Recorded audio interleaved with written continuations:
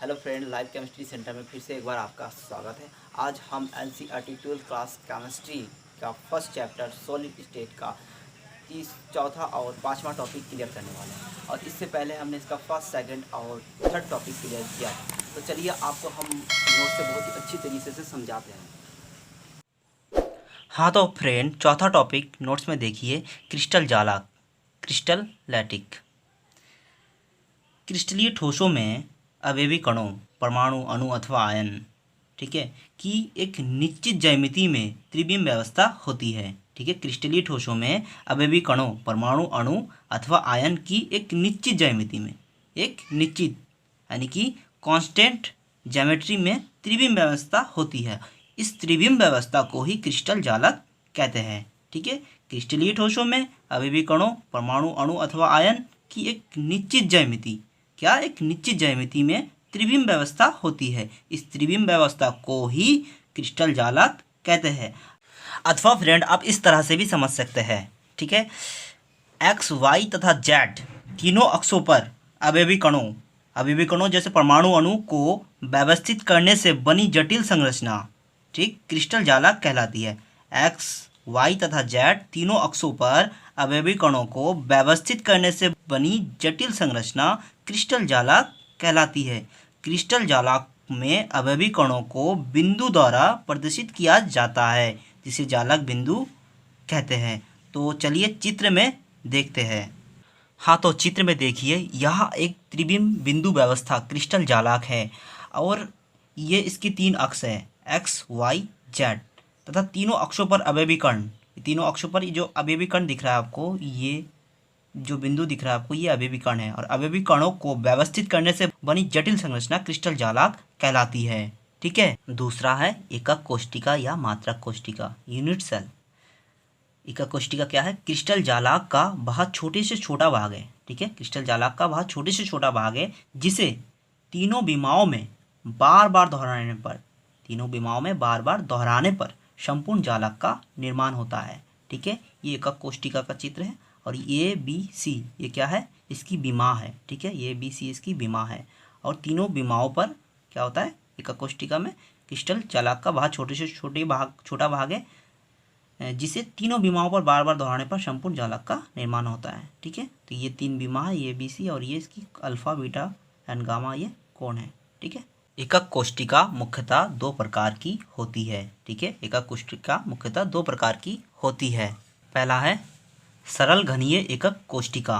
ठीक है, सरल घनीय एकक कोष्टिका वह एकक कोष्टिका जिसमें अवयवी कण जैसे परमाणु, अणु केवल कोष्टिका के कोनों पर ही उपस्थित होते हैं। ठीक है, क्या होता है? वह एकक कोष्टिका जिसमें अवयवी कण केवल कोष्टिका के कोनों पर ही उपस्थित होते हैं। इसमें अवयवी कण जो क्या होते हैं? कोनों पर ही। इसमें जो अवयवी कण होते हैं वो कोष्टिका के सिर्फ कोनों पर ही उपस्थित होते हैं। सरल घनीय एकक कोष्टिका कहलाती है। ये चित्र देखिए सरल घनीय एकक कोष्टिका की, इसमें जो अवयवी कण है सिर्फ कोनों पर ही उपस्थित होते हैं। ठीक है, तो देखिए प्रति इकाई सेल में कणों की संख्या। ठीक है, तो प्रति इकाई सेल में कणों की संख्या कैसे ज्ञात करते हैं? देखिए, ये एकक कोष्टिका में कितने अवयवी कण है? 1 2 3 4 5 6 7 8। ठीक है, तो हम इसको 8 लिख लेते हैं, इंटू इसका 1/8 कर देते हैं।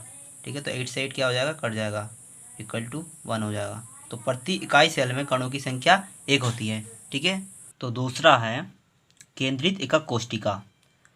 वह एकक कोष्टिका जिसमें अवयवी कण, ठीक है, अवयवी कण जैसे परमाणु, अणु कोनों के अतिरिक्त अन्य स्थितियों पर उपस्थित होते हैं। ठीक है, इसमें जो अवयवी कण होता है वो कोणों के अतिरिक्त अन्य स्थितियों पर उपस्थित होते हैं, केंद्रित एकक कोष्टिका कहलाती है। ठीक है, इसमें जो अवयवी कण होते हैं वो क्या होते हैं? कोनों के अतिरिक्त अन्य स्थितियों पर उपस्थित होते हैं। ठीक है, तो केंद्रित एकक कोष्टिका कहलाती है। यहाँ 3 प्रकार की होती है।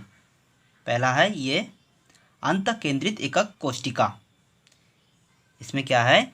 यदि अवयवी कण जैसे परमाणु, अणु कोनों के अतिरिक्त एकक कोष्टिका के केंद्र में भी उपस्थित हो तो यह अंत केंद्रित एकक कोष्टिका कहलाती है। इसमें क्या होता है? जो अवयवी कण होते हैं वो कोनों के अतिरिक्त एकक कोष्टिका के केंद्र यानी जो बीच में एकक कोष्टिका केंद्र बीच में भी उपस्थित होते हैं। ठीक है, तो यह अंत केंद्रित एकक कोशिका कहलाती है। चित्र में देखिए, यह एकक कोशिका है और इसके बीच में, इसके केंद्र के बीच में ये अवयवी कण उपस्थित है। ठीक है, इसीलिए इसको अंत केंद्रित एकक कोशिका कहलाती है। ठीक है, तो प्रति इकाई सेल में अवयवी कणों की संख्या कितनी होगी? अवयवी कण कितने हैं इसमें? 8 है। ठीक है, और इंटू 1/8 प्लस का 1 क्यों लिया? क्योंकि ये कोणों के अतिरिक्त इसके केंद्र पर भी एक अवयवी कण उपस्थित है। ठीक है, तो 8 से 8 कट जाएगा, इक्वल टू 2 हो जाएगा। तो अंत केंद्रित एकक कोशिका में कणों की संख्या कितनी होती है? 2 होती है। दूसरा है फलक केंद्रित एकक कोशिका। ठीक है, फलक केंद्रित एकक कोशिका।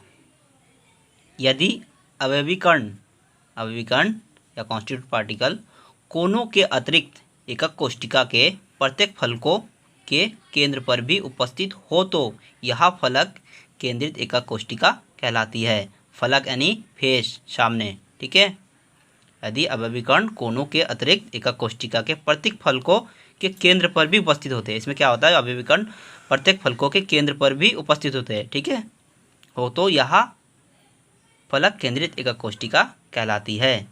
हाँ, तो चित्र में देखिए, इसमें जो अवयवी कण है वो कोणों के अलावा एकक कोशिका के प्रत्येक फलकों के केंद्र पर भी उपस्थित है। ठीक है, ये इसका फलक के केंद्र पर भी ये अवयवी कण उपस्थित है। ठीक है, इसीलिए इसको फलक केंद्रित एकक कोशिका कहते हैं। तो प्रति इकाई सेल में अवयवी कणों की संख्या, ठीक, इसमें जो अवयवी कण वो कितने हैं? 8 है। 8 इंटू 1/8।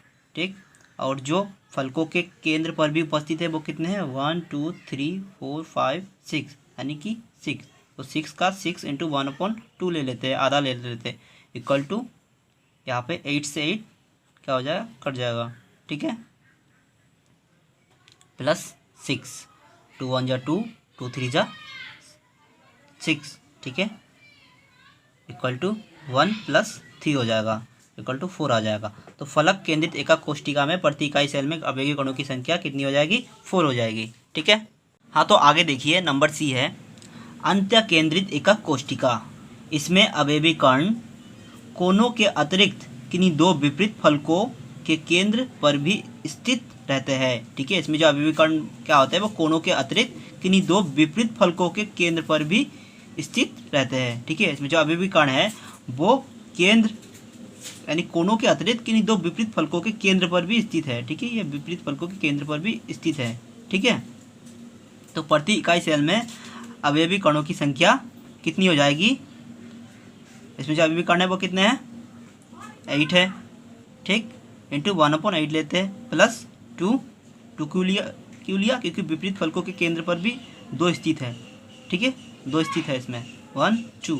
ठीक, इसका हम आधा ले लेते हैं। ठीक है, तो 8 से 8 कट जाएगा और 2 से 2 कट जाएगा। ठीक है, इक्वल टू 1 + 1 यानी कि 2 हो जाएगा। तो अंत केंद्रित एकक कोशिका में प्रति इकाई सेल में अवयवी कणों की संख्या कितनी हो जाएगी? 2 हो जाएगी। ठीक है।